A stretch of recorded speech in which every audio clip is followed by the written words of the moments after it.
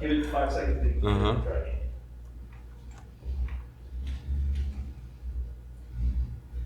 Hey, good evening, everybody. We're here with another episode of Real Talk with Real Men. Tonight, I will be your host, Kyle Stanley. I got Griff. I'm here with Suds and D Mac. Tonight, we are discussing friendship and brotherhood. How we feeling about that, fellas? My friend, are you live? Very important amongst fellas. Yeah, for sure. I mean, friendship and brotherhood. I mean, it's real important as far as like your thought process, because some people are only child, or some people have older siblings. Some people got siblings and shit they don't even fuck with. So I mean, very true. You can build a bond or a brotherhood with somebody that ain't even like relation. You know what I'm saying? Truly. Or you can have those friends that'll do more for you than the people that supposed to do stuff for you. You know what I'm saying? So like that come off a lot of loyalty. It's hard to find loyal people, but when you got loyal people, you should keep them around. Yeah. You know what I'm saying? Because loyalty kind of stretch past love. You know what I'm saying? Because people that love you can betray you. Yeah. But if you loyal to me, you gon', you know what I'm saying? Keep it 100 every time. Yeah, I ain't got to worry about you betraying me, because, you know what I'm saying, you always That's been the loyal. factor that determines that. And you know what I'm saying? You'll get people that just kind of just come off like they just really for you and really got your best interest. But like when it really come that time, it's like, you're not really what you saying you are. And it's not really up to you to be making them a foe or not, but you gotta know who you dealing with people, you know what I'm saying? And you ain't even really gotta stop messing with them, but just, if somebody just gonna have you around to just drink and party, then that's the only time I really wanna see you, when I feel like doing it. Yeah. Not when just every occasion, oh, we drinking, we party, and this and that. Come on, come over. Just because you know I'm the life of the party, or I can turn the situation up. Nah, don't invite me unless that's what I'm wanting to do. I'll show up, we can turn up then. But like, if I need to talk about some real situations, or I'm down on my ass or something, I need a job or something, like if I can't call you in them type of times, then we really not bros like that. You know what I'm saying? Like, and you know, I got a few solid ones, you know, definitely you one of my solid ones. And you know what I'm saying? We meet new solid ones that's around solid ones.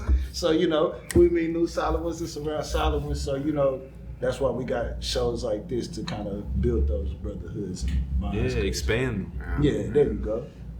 I think it's important to as they call it, you know, parlay or whatever, as you get that wisdom from other men. Sometimes you think you straight. Yeah. But sometimes it's important to interact with other men who've been through their experiences. Yeah. And you're like, man, I didn't think of it that way. You know, that's because, you know, we tend to be more logical thinkers, and you might think you got it, but he got, wait, what about this? You're like, damn, I didn't even think about that. Right. Or whatever, just different experiences could add to yours and add to you, and you can learn from that. And not only that, I like that sometimes it seems like you can be more vulnerable around your friends than you can your girl, you know. Yeah. Because you're like, man, you know, I don't want to really talk to her about this, and they can give you some advice, you know what I mean? Like, man, I did this and this happened. Like, okay, yeah, I probably shouldn't do that. True. You know what I mean? So it's good to have that friend. You know, I think it's important. At least for me specifically, I keep a small circle. I'm kind of introverted. I don't need a bunch of friends. I mean, I'm good. So if you somebody who I fuck with, it's because I fuck with you. Like you important to me. Genuinely. Yes. So and hopefully vice versa. So I don't like to keep a whole bunch of people that I need leeching off me, or I definitely ain't gonna leech off you. But I think it's important to have like-minded people that you can interact with and you know, share thoughts and learn from. So yeah. All right. Understood.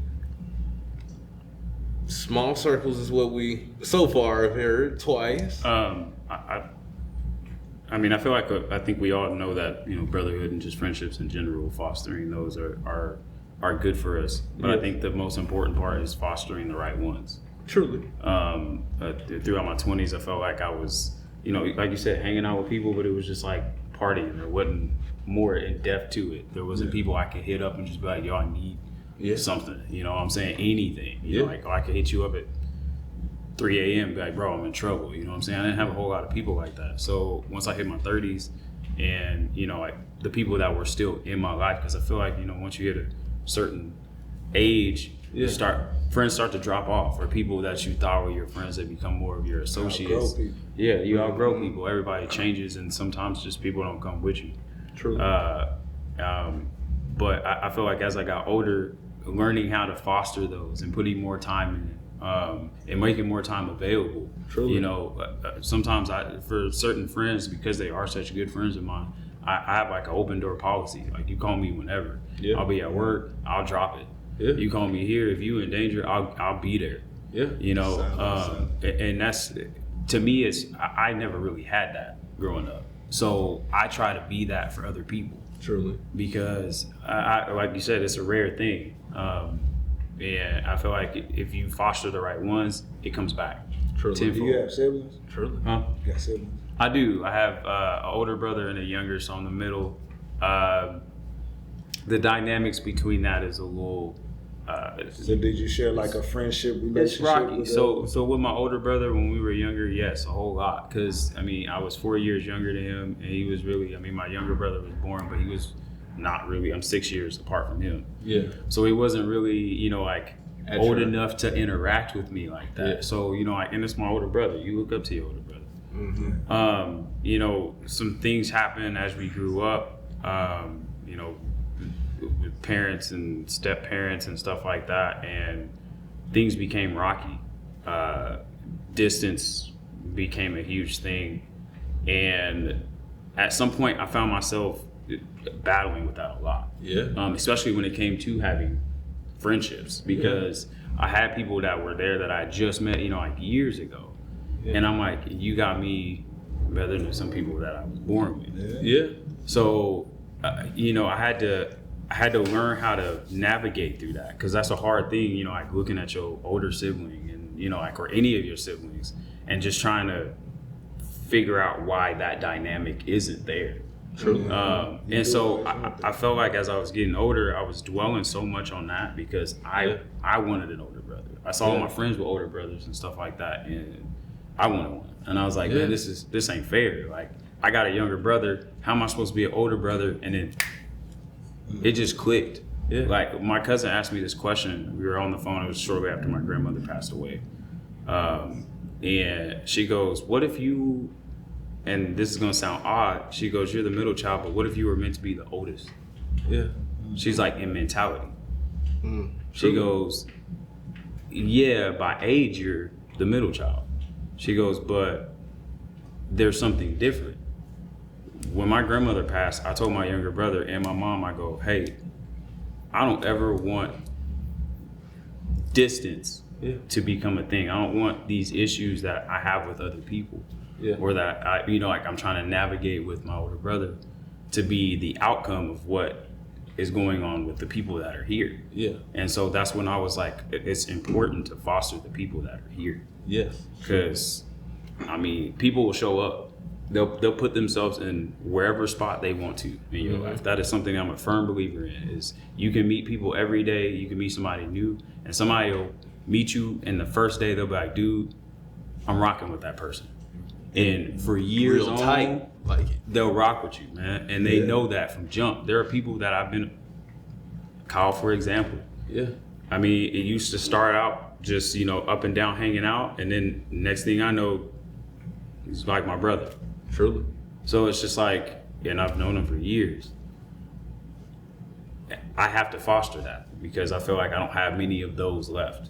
And I feel like a lot of people, because of nowadays society with the whole, you know, party, looking good, looking flashy for, you know, like the gram. Yeah. Said everybody flexed up. Yeah, but it's dude, like- you miss that. You know, like you look for people that are superficial instead of people that are really like, yo, I'm here, bro. Some genuine qualities. Truly. I'll say I have a very similar thinking towards friendship, and just the, I guess, situations of where you kind of felt isolated or didn't have true connection to friends and even your own family. Definitely mirror that over here on my side. I have 2 younger siblings. I'm the oldest, actually. And my parents were just young when they had me. So they were young, trying to mature and become adults. Meanwhile, raising me in real time at the same time. And we're just being kids raising a kid type shit. That's how I feel about it. That's how I look at it now through adult eyes. As I was coming up, I just felt like this was how it was supposed to be type shit. I didn't know this wasn't normal. And motherfuckers, I felt like I was just kind of along for the ride, but I was never star of the show. So yeah, I might be at the party, but the party is not about me, and that was clear. You here, but motherfucker, be quiet. You know what I'm saying? Everybody else is trying to enjoy themselves, and that's just how I was through my adolescence, through school, through personal or family events and type shit like that. Like you there, but you just not connected with everybody, and I felt like hypocrisy and contradiction was a huge factor of it because I was pretty gullible as a kid. I believe face value. If you say I'm not supposed to do this, don't do it. So I shouldn't see you then doing that, what you just told me not to do. Yeah. Me seeing people do shit that they tell me not to do was a huge mental conflict for me because I'm like, why the fuck you telling me not to do it if you gonna do it? Why is this bad for me but not you? And I felt like, okay, you gotta be lying to me about something, or just built distrust between a lot of people. You know, your parents, your grandparents, people that'll tell you a small lie just to help you and protect you. I just didn't know who to trust just because I feel like all you motherfuckers are lying. You know, I just felt like from a child, you know, and I wasn't the best of anything. I wasn't popular in the ways of being athletic or being charismatic with the girls or being the smartest. I was pretty smart, but just not the smartest motherfucker.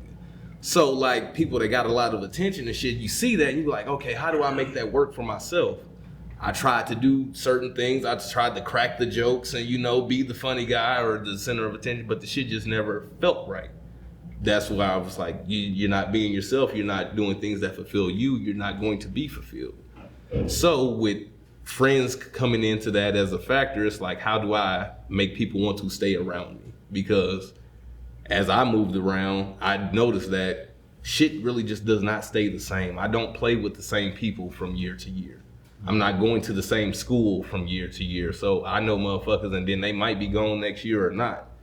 That shit was what I didn't know was depressing as even a child. So it's just like, why do I put effort into making relationship if this shit might not even last as long as I want to type thing. So building those walls up, I had to learn how to take those down as well when I became a husband. Because I have to be vulnerable and a friend to my wife, first and foremost. I had to learn how to be honest before I could be her friend, because I could be a good friend to her. I had to be honest with myself and stop lying, and then identifying what I like and what I want. And that let me know what type of friends I need by what are my friends into, what are they doing, and how do they fit in my life, what satisfies me about having them around. I like people around that just motherfucking make me smile. I like to see people enjoying themselves. I genuinely like to see motherfuckers with a smile on their face because I feel like life is hard as fuck for everybody in various ways. Yeah. We are sitting here having a casual conversation, but there's a child that might be locked in a box. You know what I'm saying? Yeah. That shit is real. Shit is. So I think about that and I give that heavy respect because I think about all the times that I wasn't happy type shit. So I always try and be genuine with my friends. I always try and take care of people that I, have feelings about or anything. You know what I'm saying? If we can just meet each other, respect each other, and have a positive interaction, I got connection to you after that. If I see you struggling in any type of way, I got a ride for you. I got $5 for you. Anything, because I just recognize you as a person, and I know that something could be fucking you up. And I could be the help you need. Yeah. God puts that in us, and we don't know how it will help, how it will reach somebody or anything. So I take that very seriously, and with my opportunity to interact with people, I try to give them the best of me. That's my honesty, that's my knowledge, my resources, whatever I have, whatever I think can help you, I'm going to give to you. Anything that I think is not going to help you or hurt you in any type of way, I'm gonna be honest about it. I'm not going to keep it a secret because it doesn't necessarily directly affect me type shit. Oh, it's not gonna hurt me, but shit, if you want to fuck with it, go ahead. Nah, it's gonna hurt me to see you fuck yourself up doing that. So I gotta tell you everything I know. I gotta keep it honest to the fullest extent, because I'm gonna feel regret, I'm gonna feel fucked up if shit goes bad or wrong and I feel like I could have did something different. I felt like that with a lot of shit, so that's where, you know, my honesty comes from. And that's what people tend to gravitate to me for. It's like, dog, it's easy to talk to you. Well, shit, I had a lot of time of just listening. It's a lot of time I didn't get to speak. Wasn't cared about to be spoke to. So you learn how to listen. You learn how to see what people want or may need or are lacking and try and fill that void. Because you hurting type shit, so. I can dig it. Yeah, right. And doing that, looking at people and being honest with them, always honesty, and saying this is what I like, this is what I don't like type shit, you can identify, okay, we got similar qualities, we can be friends type shit, but you gonna fake it or you're not using me in a symbiotic nature, you're more parasitic to me, you're trying to benefit off of me more than I'm benefiting from our relationship, you gotta cut those ties type shit. Be aware enough to know when things are getting out of balance and you're not being reciprocated up properly. Be in touch with your feelings to know, hey, I don't feel good and these are the reasons why. Don't just be upset about shit or lash out at shit just uncontrollably. Actually, I guess analyze it and see what is making me feel fucked up. What is making me upset about this person and their behavior? What is triggering? Identify those things and work on them. I was gonna say, speaking on that, energy is a big thing, at least to me. Like I think I'm somewhat sensitive about that. There's some people you can be around and you're like, I don't know why I don't like this person, but I just something about the aura just fucks with me. I don't like that is a real feeling. I will say that. And then there's some people that I don't want to say this like a brag or anything, but a lot of people gravitate towards me because during my whole life they'll come to me, ask me for advice, or whatever. Since I was a kid, they just always came, and I never understood that. Like one of my exes would be like, "You don't like," because I'm an introvert. They'd be like, "You don't like nobody, but everybody likes you." She would always say that shit. Yeah. And I'm like, some people just have that energy that people gravitate to, and some people repel people. Like you just nobody like just people that I work with that I met them for the first time. I'm like, I don't really. Like, why are you around? I don't know why, I just don't like you. And then I'm hearing later from other people that they don't like the same person. I'm like, so I'm not tripping. Nobody likes this person, you know? Vibration. Yeah. So energy is very important to what you were saying. You gotta feel people out. Like, know what they're about. Some people just grimy and they give off that aura. They don't even have to do anything. It's just they natural. It's on them. It'll tell on you. It'll tell on you. So you got to be attuned to that. Don't just be, that's why you got to be in your right mind when you're around certain situations. You got to be on alert sometimes, especially if you're in an unfamiliar place. You're like, I don't know about this. People will be friendly with you. What they want out of you, their ulterior motives. So that's my 2 cents on that. And you got to know when you outgrew a situation too. Truly. Because who you're around really define who you are. So even if you can be somebody that's not even really into like a lot of street shit, but you start being cool and want to be around people that's into street shit, you might find yourself in the situations you don't want to be in. Guilty so you got to know when you outgrown shit. So like you can be cool with somebody for a long period of time, for years. Like y'all can grow up together, but who you become as men, like that can be a different definition than who y'all were before. You know what I'm saying? So you can't really like hold on to stuff if it's not helping you grow. You got to clip them dead ends to be able to excel in your own life. You know what I'm saying? And a lot of people just, they get held back by people not being able to get ahead in their own life. And it's like, I ain't gonna say they dragging them, but you didn't clip them ends. You didn't know when to outgrow that person. So now you got this burden on your shoulder of, oh, this is my homie, I can't let him be like that. But the whole time he looking at you like a crutch. You know what I'm saying? Like he like, oh, I ain't gotta worry about doing that. I know such and such got me. Nah, you know what I'm saying? You need solid people that's like that's gonna really uplift who you are. Yeah. My guy right here, my guy Kyle, like ever since I met, bro, like he inspired me to participate and be more, like you said, be more of the best person you can be towards somebody else. Yeah. You know what I'm saying? Even like, and that involves a lot of sacrifice.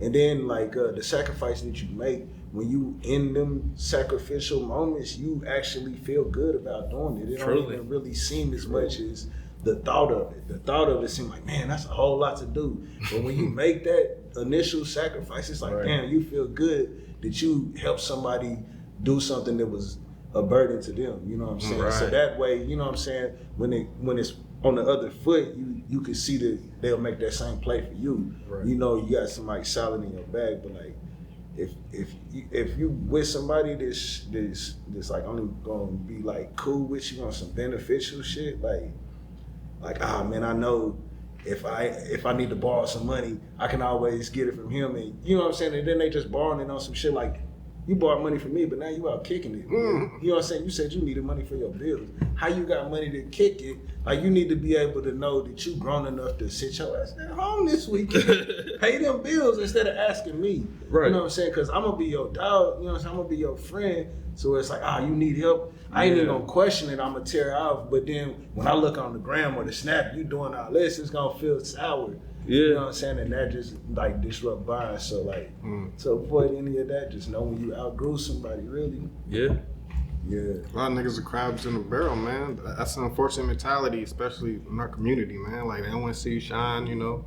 Like you said, when you outgrow people, you need to keep going. Don't let, like, you know, I ain't moving too fast. You need to catch up or just stay where you at. I'm going to keep going. I'm not going to slow down for nobody. So because like I grew up in the hood, and I now live in the burbs. You know, they want to say something about that. Hey, I don't really care. You know, I'm not supposed to stay in the hood. You know, they say about rappers and shit. Like not me, but like rappers. I'm a millionaire. I'm supposed to stay in the hood with you. Right. Park my Bentley in this fucked up driveway. You know what I mean? Shit. In the projects. Yeah, you know what I mean. So hey, I'm gonna keep going, and then your circle changes, baby. I mean, hopefully they, you know, not just on superficial shit. They're real people, but. I mean, that's back with energy, you know? You just gotta be careful who you hang around. But, man. Keeping good people around you that like to level up, too. Yeah. That's a big one that you just mentioned. Because I know a lot of people that, you know, they get around people that are like-minded, but they stationary. Stagnant. And it's just like, man, if you trying to go, you ain't got time for that. So, you know, like if you stagnant or somebody's stagnant in your circle and you trying to get here, you got to be around people that are already there or trying to get there too. Because that's I feel like I have friends around me that are constantly like, hey, you doing good, but you can get way higher than that. Keeping the motivation, the pressure to stay motivated, because that's one thing, that determination, it'll decrease if you ain't got the right people in your corner, like, hey, you doing the right thing, but keep going. You know what I'm saying? Right. Because satisfaction will slow you down. Like, people be like, I'm good where I'm at. You know what I'm saying? But if you ain't got somebody like, hey, you doing good, do better. You know what I'm saying? Or if you ain't got somebody that's willing to show you that big risk is great rewards. Because, I mean, you could be scared to do something, but if you ain't got somebody like, man, you know what, you should do that. That's the right thing for you. Encourage you. Or not even just saying it, you see them make a decision in their life. It's a big decision. It's like, you know what? That shit working out for them. Right. Maybe I should take heed to that and make, you know what I'm saying, take some of these chances that are opportunities to me that I'm uncertain about that can really make me prevail. You know what I'm saying? Like, True. So, need solid. And I feel like that was a good run, fellas. Yes, sir. Well, ended right there. That's another episode of Real Talk with Real Men. It's Kyle. Got Griff, Suds, D-Mac. Y'all have a good night. All right. After that, it's time to get into a couple questions after the episode, fellas. First one we're going to start out with is, Talk to us. One place you'll live other than the U.S. First time, hold up. Who been out the country? Has anybody been? I've been out Not of the yet. country. I would like to. I got my passport twice just so I can. Somebody's like, hey, let's go. I'm ready. All right. So wow. So it looked like we only got ideas of what out the country. Yeah. Like, Place I want to go. I don't know about live. Right. Where's somewhere you want to go? Me, I want to go to like Japan and shit. I'm into like Asian culture, Japanese culture, martial arts, anime, all that shit. So that's the Mecca. So Yeah. I want to go to Japan, man. But that's like on my bucket list. Yeah, that'd be very That's interesting. hilarious. I'll be seeing a little ad for Mario Kart racing in Japan. I definitely want to do that. So I agree with you. What you got, Suds? Yeah, you kind of nailed one of mine on the head there. Yeah. Tokyo is mine, but I have two, honestly, just because one is kind of like my dream to go there, like see it. The other one is like practical, where I would actually stay if I were to go somewhere. Yeah. And I feel like it's the obvious choice, which is Africa. It's just finding where. Yeah. I would like to be able to dig into some roots and stuff like that back there, and just figure out, like where a piece of my family came from, or where, True. like what it's like over there, because True. it's a different. From what I hear, it's a different atmosphere totally. So, Mm-hmm. At Wakanda. I mean, if it is, that'd be dope. I'm not gonna lie. I go in there. Man, to be honest, I don't know. Like you said, I don't know about staying somewhere else. But I would probably like do like a year there or something. But like carry on Egypt, just to kind of be along the original lands, like when everything was one landmass. We was all same complexion somewhat, cause I mean that's where all of this shit come from.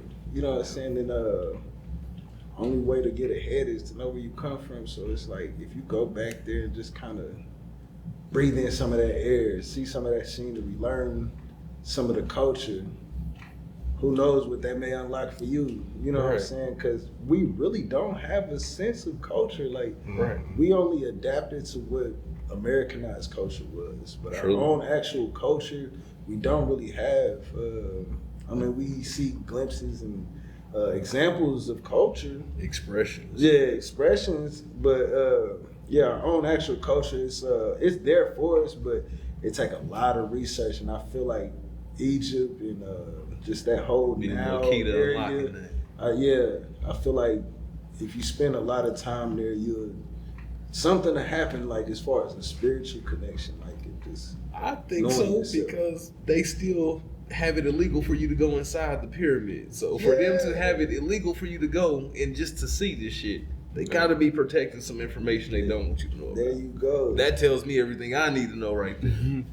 I would like to see Egypt or those parts of Africa as well, wherever pyramids exist, even outside, in Southern America and whatnot.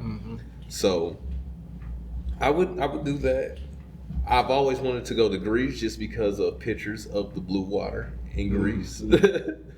I've always wanted to go to Spain just to see the cathedrals in Spain, see like the mission routes. I love art, so all that painting and stained glass and all that type shit that's my world. I love that. You're gonna go to Italy too. Man, Rome. That cool. sounds like that'd be good. But what would the cuisine be like in some of these places? Though? That's the main. We talking about sceneries and now the connections. I'm willing to try a lot of I everything. hear it's a lot fresher outside of our country than it is here. Oh, absolutely. Y'all seen the Goop Scoop dude on the? Cause I be seeing like the street vent, like like the street food, like in India and stuff. I don't know. You gotta be careful with everything. Kind of meat is it? I mean, I say try it first. Yeah, exactly. So you would try that? Because you gotta think, man, there's some dishes that I've had that I'm like, but you try and you're like, yo, this is fire. So it's just one of those things where it's like, it just depends on how. But they don't have like FDA and all of that though. But it's things you just unaccustomed to eating. And it's just by your geography, your location. So if we were born somewhere else, we wouldn't look at it so crazy. And just on that principle, I'd be like, well, shit, let me just ingest it. As long as it's not going to poison me or make me have explosive diarrhea, let me just try it. And if it's nasty, I can spit it out. This is what I used to tell my dad all the time, because he's one of the motherfuckers don't like to try nothing new type stuff. I seen some shit Like, where bro, just dude try had it. like a burning leaf or something. He was shoving it in people's mouth. I said, I don't think I want to try that. So that's why I'm like, these cuisines in these other places, you gotta kind of like know where you going. But now, what was that Japan? You said? Yeah. I think I might try that just for the cuisine, like just you know what I'm saying? Yeah. Some Japanese cuisine. Okay, let's try another question. Hibachi, yeah. Okay.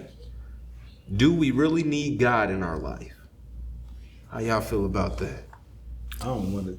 Yeah. Can I start with that? Yeah, you Go ahead, man. So I don't like to consider myself a traditional like Christian.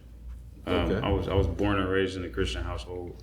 My mom was ordained as a pastor when I was 1, so it was just a constant for me. As I got older, I felt like the connection needed to be more of me finding who and what God is versus somebody in a pulpit telling me. You see a lot of things in churches that are not the same thing when you get out in real life. Especially when it comes to people. Truly. And I feel like even if you were reading the Bible and you look at Jesus, a lot of his work was not done inside of a church. Not at all. It was outside with normal people going through everyday life, and not the most perfect of people either. I think there are a lot of things in different, I don't like to call it religion because that's man-made, in different faiths that correlate.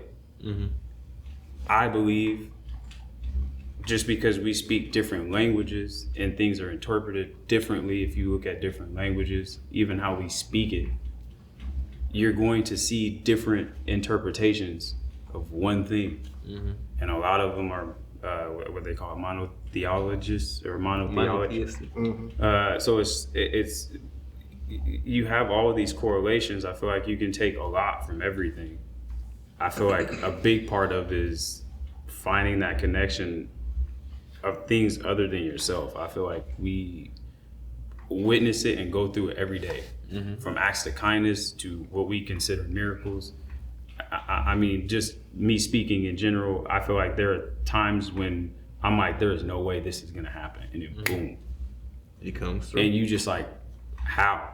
And there is no other way than just saying, you know what, that was the universe. That was nothing around me That should have made that. that should have made that possible. Right. And I feel like some of us go through life and deny that, just because I feel like some people, like the way that it's perceived is there's this man in the sky that controls everything we do. But if you're really reading the text, even your fate is not really, it's predestined, but it's written. But it's written in so many different ways. Yeah. People think it's just written in one. There are so many paths you can take from your choices. So you could go this way and it could be the straight and narrow. You can go this way and it could be wide and broad. You can get different things from that. The Bible says you lead to destruction with the wide and broad. Straight and narrow leads you to life. Do I think you need God in your life? To answer this question, yeah, man. But you don't know everything. This universe is so vast. We're finding things every day. New universes, new galaxies. People are saying that scientists are saying there's alternate universes. I mean, to be able to believe that and not believe that there's something somehow designing all of this, or just setting it in motion and then it just becoming this. I mean, it's hard to just say no. I agree. It's hard to say that I used to do music and I used to take this very personally when I first heard this verse in the Bible, but it says your tongue can bring life or death. And a lot of people don't realize that the words they say on a regular basis, it's creating things. Creating your reality. It's creating your reality. Creating your reality. And I mean, a huge thing with manifestation. When you're manifesting, you have to speak it and already be knowing that you are. People are like, you're not there yet, but you're in the motion of doing it. As long as you're in the motion of practicing, you're doing it. You might not be a master yet, but you're never a master. If you consider yourself a master, you're gonna stop learning. You're gonna fall way behind. So to me, in order to make it further in life, you have to submit to a master. You have to be a subordinate to something to learn from. What better to learn from somebody that's walked, an entity that's walked this earth, what we consider perfectly. Yeah, man. like you said, everything moves in harmony. So you have to think that there's some sort of intelligent design that makes everything work the way it works. You know, Right. the Yeah. oxygen with the trees, like we breathe out carbon dioxide, it gives us oxygen. Yeah. Just everything is in harmony. That's just an example, but like you said, the Bible, I mean, it's the acronym, a book of instructions to live by. Like it's literally giving you instructions on how to live your life. And when you look at how so much evil there is in the world, there has to be good. Everything, there's always an opposite of everything. If everything is, you look at, like, you know, talking about the conspiracy ship, the Illuminatis and all that. If there's really that kind of evil that exists, there has to be something on the other end of that. That's what you feed into. Exactly. So People. I feel like it's so much easier to believe evil because there's so much around us. Yeah. We just see it on a regular basis. You see it on the news. Yeah. You know, we see in this war right now, and you just like, man, how is this happening? And as you say, I feel like there are times even now where we're just like, when is it going to be something that's just like, yo, this needs to stop? yeah. You know what I'm saying? And I feel like that is when people need to start realizing too that you are, I don't like to say I am God, but I am of. Yes. Well, it says you're in His image. Like, Yeah. I mean, not to get off. So I mean, no, dude, let's take what the it church, says. bro. I That's mean, what it says. you asked that question. But what's wrong with saying that though? I think people need to get more comfortable with saying that. What's that? You are a God. I mean, He's a God. I You're a am, God. but to And me, the reason why is because God is life. We're Yeah. living. Yeah. God is dead. You know what I'm saying? We've seen both. So In creation, we see power to creation. create We have is the God. power to create. and we We give have the women power that. to take a life. Yeah. We're built in His image. It's so much that says God breathed the breath of life into. You know what I'm saying? So it's so much that says that we have God within us. It's just the fact that we have so much stuff to tell us that God is separate from us. Yes. And then we get religious passions that projects God as an image in the sky or as being like a foreign entity that we're not familiar with. But you said everything is in harmony. So how can it be something that we're foreign to if it's in perfect harmony with us? Right. So God isn't one thing, He's all things. It's not, He's the reason we're here now. He's the vibration of my voice. He's the heart beating in your chest right now. You feel me? It's like, it's so deep that to try to fabricate it into a being is just almost disrespectful. You know what I'm saying? Yeah, Like, it's And too then simplistic. to just think that the meanings of life can only be in like one certain book because everybody's religion just feels like, okay, this is the religion. But what if you're wrong? You know what I'm saying? Yeah. So, and then everybody has the same similarities. You have a prophet, you have a godlike, and then you have a lesser evil. You have an evil. You know what I'm saying? But that's the same thing with a yin yang. That's the same thing with your chakra. You have a lower chakra, and then you have your chakra here. You're supposed to think here, your third eye, meaning you're supposed to be in a positive light. You're not supposed to think with your lower chakra, but everybody has those bad feelings. Carnal. They have those, wow, do some wow. You know what I'm saying? But that comes from your lower chakra. It's not like we're anything different from anything else. Yeah. The world has good and evil. We have good and evil. Right. Everything lives and dies, but all of that in itself is God. You know what I'm saying? So to try to put like these places, like people put heaven and hell, like all of these places and all of that, like these are perceptions of things that are gonna happen that are inevitable. We can't say that somebody, like people will say, oh, he's done evil in his life, but he's going to hell. And we automatically think like, I know he's going to hell. I've done it. But you don't know that because any of that is a perception of what you've been through. So if you die, you know you got good in your heart. You know what I'm saying? That means you got God within you. You know that God is going to keep you with that positive energy, and energy carries on forever. It was here before you, it's going to be here after you. So if you within that positive energy, you should live on forever. So that's a sense of heaven. But if you got a low vibration, you did so much wrong in your life, you leave here without God in your heart. You know what I'm saying? So there goes your hell. You're going to constantly dwell within the darkness. You know what I'm saying? And then like they say, oh, majority of people is going to go to this hellacious place. That's because dark matter is everywhere. You You know what I'm saying? And most people gravitate towards what's there. So a negative and a negative make a positive. You know what I'm saying? People like, how this negative stuff going on? And ain't nothing happening about it. Because they have negative agendas, the negative stuff is happening, but it's a positive to their agenda. It's a positive to them. Yeah. You know what I'm saying? So a negative and negative make a positive. But if we can go off the equation of that, we can know positive and positive make a positive. You know what I'm saying? If we keep positivity going, it can outweigh what darkness that we got going on, and then we won't have that. But we always project God as separate from ourselves.